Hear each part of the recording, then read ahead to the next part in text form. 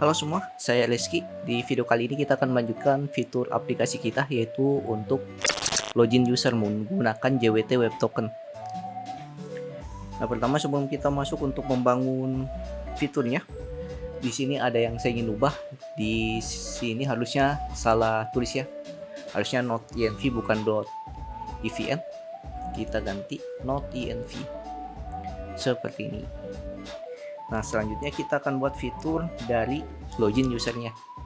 Kita masuk ke controller, bagian out controller. Kita buat fungsinya di sini. Kita taruh di bagian bawah, cons. Kemudian nama fungsinya login user. Kita gunakan async handler untuk mengatasi asinkronusnya. Async, request, dan juga respon. Dan jangan lupa di sini kita ekspor fungsinya supaya nanti kita bisa import di dalam rutenya. Nah, pertama mungkin di sini kita buat dulu validasinya. Jadi tahap pertama kita buat validasi, dimana validasinya ini kita buat kondisi jika request titik body titik email atau request titik body titik passwordnya tidak diisi, maka di sini kita kasih note, artinya jika email dan passwordnya itu belum diisi di dalam request bodinya. Kita akan lempar sebuah respon error dengan respon status 400. Nah, respon status 400 ini yaitu respon bad request, yaitu request yang kita masukkan salah. Dan kita throw new error. Pesan errornya apa? Kita buat saja pesan errornya inputan email atau password tidak boleh kosong atau harus diisi. Ini untuk validasi pertama, yaitu kita harus masukkan email dan passwordnya di request bodinya. Kemudian yang kedua, kita cek dulu apakah emailnya ada di database atau tidak. Tahap kedua, cek apakah email yang dimasukkan itu ada di database atau tidak, DB atau tidak. Kita lakukan cons, kita sebut saja namanya user data, sama dengan kita buat fungsi dari modulnya, await panggil model yaitu user titik find one. Kita gunakan find one supaya bisa gunakan kondisinya. Kita find semua datanya, di mana kolom emailnya apakah sama dengan request titik body titik email yang kita masukkan. Nah, kalau sama berarti kita bisa lanjut ke metode selanjutnya, tapi kalau tidak, kita akan keluarkan respon errornya. Kemudian tahap ketiga yaitu kita cek juga passwordnya. Cek password.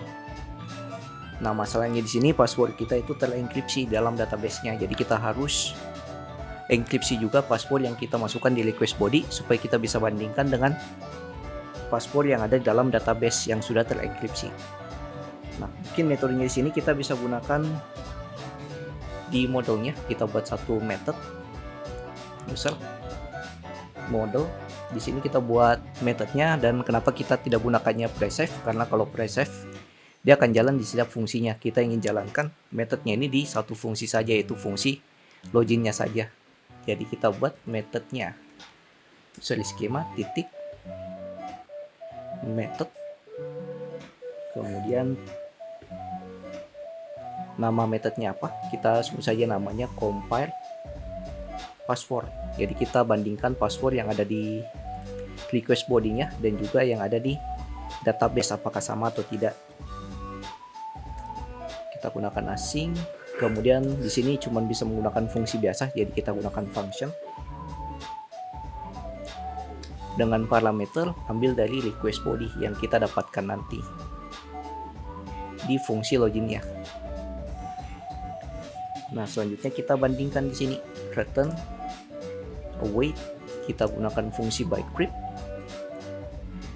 yaitu compare, kita bandingkan antar request body yang kita dapatkan apakah sama dengan yang terhash di database, yaitu this titik password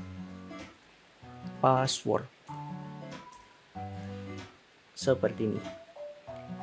Nah, kemudian kita tinggal gunakan metodenya ini di fungsi control kita tadi yang ini. Nanti di sini kita buat kondisi jika user data berdasarkan emailnya dia dapat datanya, dan kita bisa wait, tunggu prosesnya, yaitu nge-compile datanya berdasarkan user data titik, jalankan fungsinya compile password sesuai yang ada di sini, namanya compile password, dan parameternya yaitu request body-nya kita ambil dari request titik body titik password. Nah, kemudian jika berhasil atau email dan passwordnya yang kita masukkan sudah benar, kita bisa lakukan create new token-nya menggunakan panggil fungsi yang ini, create send response token ke sini. Dengan datanya itu ambil dari user data. Untuk data user, status code-nya 200, yaitu status code oke atau sukses. Dengan respon ambil dari respon yang kita dapatkan di request respon di fungsinya. Nah, tapi selain itu jika password atau emailnya yang kita masukkan itu salah, maka kita kasih respon dengan status 400 bad request, kemudian throw new error,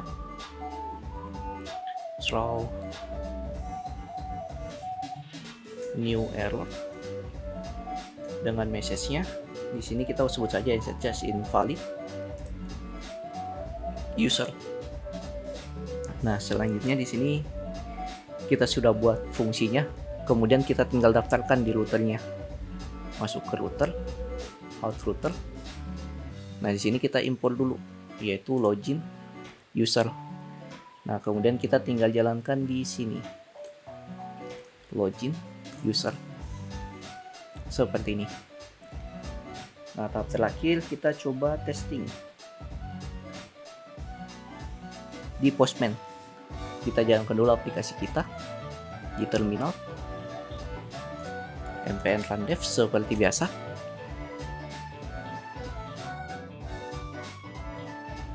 Oke, di sini database kita sudah connect dan aplikasi kita sudah jalan juga.